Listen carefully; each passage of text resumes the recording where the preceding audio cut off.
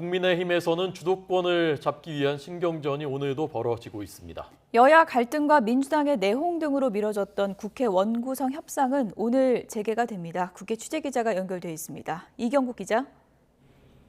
네, 국회입니다. 네, 국민의힘 내부 긴장감이 팽팽한 것 같은데요. 이준석 대표와 정진석 의원, 지금 신경전이 계속되고 있죠?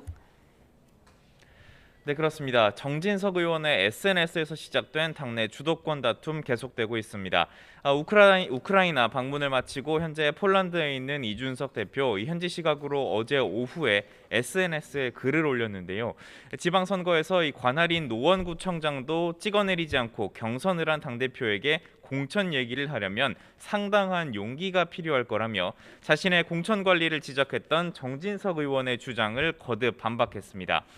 또 지방선거 때 충남 지역 공천에서 기준에 미달한 사람을 비례대표로 넣어달라는 이의 제기가 있었지만 원칙대로 진행해 도지사 선거에서 이겼다며 이른바 짬짬이 공천이 아니었음을 강조하기도 했습니다.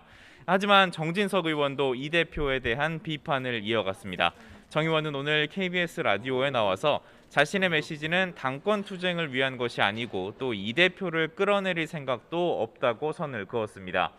다만 이준석 대표가 선거가 끝나자마자 우크라이나로 가는 대신에 먼저 정부를 뒷받침하기 위한 역할과 방식을 토론했으면 어떨까 하는 아쉬움이 있다고 말했고요. 또 이준석 대표가 자신을 향해서 러시아의 역성을 든다고 지적한 데 대해서도 민감한 외교 관계를 고려한 거라며 외교부의 역성을 든 적은 있다고 맞받았습니다. 정 의원은 또 혁신위원회를 두고도 어떤 혁신을 하려는 건지 궁금증이 있다고 지적했고요. 또 구성을 보면 일단은 이준석 혁신위로 시작하려는 것 같다면서 나머지 구성을 두고 봐야 할 거라고 말하기도 했습니다. 네.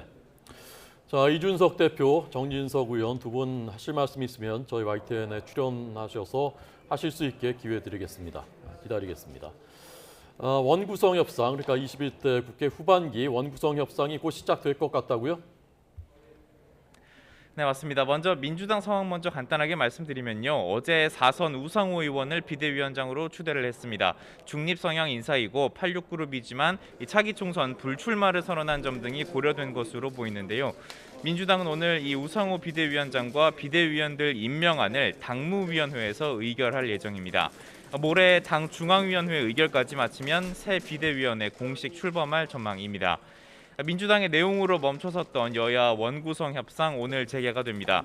지난달 29일 21대 국회의 전반기 임기가 끝이 났지만 국회는 여전히 의장단과 상임위 구성까지 모두 공백 상태인 상황인데요. 오늘 오전 11시에 여야 원내수석부대표가 지방선거 이후 처음으로 만나서 관련 논의를 진행합니다. 다만 앞서 합의된 대로 법사위원장 자리를 달라고 하는 국민의힘과 재협상이 필요하다고 하는 민주당의 입장이 평행선을 달리고 있어서 곧장 합의를 이뤄내기는 쉽지 않을 것으로 전망됩니다. 지금까지 국회에서 전해드렸습니다.